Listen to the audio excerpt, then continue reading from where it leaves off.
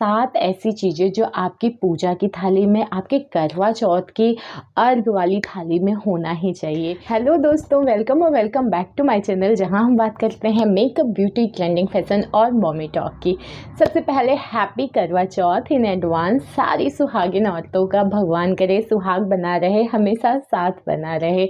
जी हाँ, तो आज की वीडियो के थंबनेल से आप समझ गए होंगे कि आज मैं बात करने वाली हूँ करवा चौथ के बारे में। वैसे तो करवा चौथ ऐसा त्यौहार है या ऐसा व्रत है जो आता है ना, तो 1 महीना पहले से हम सारी औरतें इतनी सारी प्लानिंग करने लगते हैं। कपड़े क्या पहनना है, मेकअप कैसा रखना है, क्या पहनना है क्या नहीं पहनना है, पूजा कैसे करना है और बहुत सारी प्लानिंग।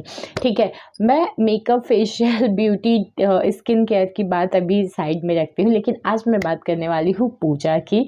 यानी कि हम जो करवा चौथ की थाली को सजाते हैं, जो थाली लेके हम अर्घ देते हैं, पूजा करते हैं भगवान की यानी कि चांद की और अपने पतिदेव की, उस थाली को कैसे सजाना है और वो थाली में ऐसी 7 कौन सी चीज़ें हैं जो होनी ही चाहिए, जो कि अगर आप अपनी थाली में रखते हैं तो वो शुभ का संकेत होता है। तो वो 7 ऐसी चीज़ें जो आपकी पूजा की थाली में, आपके करवा चौथ की अर्घ वाली थाली में होना ही चाहिए। साथ ही मैं बात करूंगी कि ये सातों चीज़ की अपनी क्या मान्यता है, क्यों हम अपनी थाली में, पूजा की थाली में रखते हैं। तो उम्मीद करती हूँ कि वीडियो को शुरू से अंत तक देखेंगे बिना स्किप किए, ताकि आपको थोड़ी सी मदद मिल जाए जब आप अपनी पूजा की थाली को सजा रही होंगी, संवार रही होंगी और अपनी तैयारी कर रही होंगी करवा चौथ की पूजा के लिए। तो फटाफट वीडियो शुरू करते हैं बिना किसी देरी के। सबसे पहली चीज़ की अगर मैं बात करूँ तो आपकी थाली में होना चाहिए एक दिया। जी हाँ, दीपक।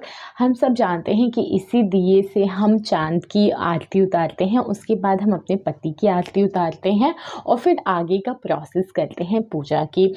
दिया तो सबकी थाली में होता ही है, तो इसमें अलग क्या है? अलग ये है कि आपको एक चीज़ का ध्यान रखना चाहिए कि ये जो दीपक होता है ये कोशिश करिए, देखिए मिट्टी का मिल जाए। मिट्टी के जो दिए होते हैं, हमारे यहाँ दिया बोलते हैं, आपके यहाँ क्या बोलते हैं? जो मिट्टी के दिए छोटे छोटे मिलते हैं, उस दिए में घी का दिया होना चाहिए, देसी घी का। तो इस बात का आपको ख्याल रखना है कि आपकी थाली में जो आप दिया रखिए वो फर्स्ट प्रायोरिटी आपकी होनी चाहिए कि मिट्टी का दिया मिल जाए और घी का ही दिया होना चाहिए। और अगर मिट्टी का दिया नहीं मिलता है तो आप पीतल का दिया, जो कि भगवान की पूजा के लिए उपयोग करते हैं, उस दिए का भी आप प्रयोग कर सकते हैं। लेकिन फर्स्ट प्रायोरिटी आपकी होनी चाहिए मिट्टी का दिया, क्योंकि मिट्टी के दिए को ना बहुत ही शुद्ध, पवित्र माना जाता है। तो आप कोशिश करिए शुद्ध देसी घी का मिट्टी का दिया अपनी थाली में ज़रूर रखें। सेकेंड चीज़ की अगर मैं बात करूँ तो वो है कलश। जी हाँ, कलश की अपनी अलग ही मान्यता है हमारे वेदों में, हमारी संस्कृति में, कि कलश जो होती है, आपने देखा होगा कि घर का गृह प्रवेश से लेके माता की स्थापना से लेके कहीं भी कोई भी पुण्य काम होता है तो कलश की स्थापना की ही जाती है। तो आज जब बात हम कर रहे हैं अपने सुहाग के लिए जो पूजा हो रही है, अपने सौभाग्य के लिए जो पूजा हो रही है, उसमें तो कलश होना ही चाहिए।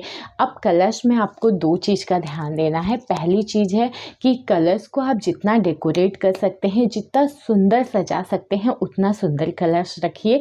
साथ ही में दूसरी चीज़ का ये ध्यान रखना है कि कभी भी खाली कलश को अपनी थाली में ना रखें। आप उसमें जल रख सकते हैं या भरा हुआ अनाज रख सकते हैं। अनाज से मेरा मतलब है गेहूँ हो सकता है, धान हो सकता है। देखिए, मैं मिट्टी के कलश की बात कर रही हूँ। मैं वो वाले कलश, वो जो मीठे का या फिर चीनी का जो कलश आता है, वो तो हर किसी की अपनी अपनी परंपरा होती है, अपना अपनी मान्यता होती है, उनके यहाँ जो रिवाज होता है उसको फॉलो करना है। लेकिन जो मिट्टी का कलश होता है उसको आप अच्छे से डेकोरेट कर लीजिए। आजकल तो मार्केट में मिल जा रहा है, तो आप वो कलश लीजिए, उसमें पानी भर लीजिए, जल, और खाली जल नहीं, उस जल में आप चाहें तो थोड़ा सा फूल डाल सकते हैं, कोई सा भी, गेंदे का फूल इजीली अवेलेबल है तो गेंदे का फूल, और थोड़े से चावल और थोड़ा सा मीठा यानी गुड़। इतनी चीज़ें आप ज़रूर अपने कलश में डाल दीजिए, उसके बाद ही अर्घ देना है। नेक्स्ट चीज़ की अगर मैं बात करूँ तो वो है आपकी थाली में होना चाहिए अच्छत। अच्छत मतलब कि चावल। हमारे वेदों में मान्यता है कि कभी भी कोई भी अच्छत जो होता है, चाहे हम भगवान को चढ़ाते हैं या फिर हम पूजा में यूज़ करते हैं, कभी भी टूटे हुए चावल का अक्षत नहीं चढ़ाना चाहिए। तो आप जो अच्छत रखती हैं अपनी थाली में, तो आपको ध्यान देना है कि खड़े चावल हों, साबुत चावल हों। तो टूटे चावल हम भगवान को भी नहीं चढ़ाते हैं और हम पूजा में भी उपयोग नहीं करते हैं। तो अक्षत रखते वक्त आपको इस बात का बिल्कुल ध्यान देना ही है। और नेक्स्ट चीज़ की अगर मैं बात करूँ तो ये सबसे इम्पॉर्टेंट चीज़ है, वो है गोबर का बना हुआ गौरी और गणेश। जी हाँ, बहुत ही शुभ माना जाता है। आपने देखा होगा कि सुहाग जो होती है, सुहाग की निशानी ही हम गौरा देवी को मानते हैं। अक्सर आपने देखा होगा कि शादी से पहले भी गौरी पूजन होती है, गौरी से ही सुहाग लिया जाता है। जी हाँ, अक्सर हम जितनी भी पूजा करते हैं सुहागिन, सुहाग से रिलेटेड, वो हम गौरा देवी यानी कि पार्वती जी से ही अपना सुहाग मांगते हैं। तो देखिए, पार्वती जी की मूर्ति फ़ोटो नहीं रखी जाती है गौरा देवी की।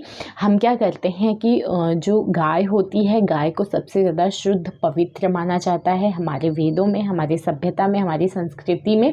तो आप गाय का गोबर अगर मिल जाए, आपको अवेलेबल हो, तो आप उससे छोटी छोटी पिंडी टाइप की बना लीजिए, बना के और अपनी थाली में ज़रूर उनको रखना है।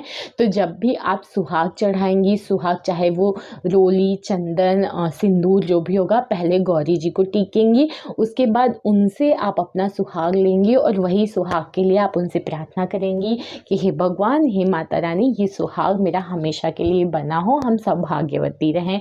तो अपनी थाली में आपको गौरी, गणेश गोबर की बने हुए ज़रूर रखना है।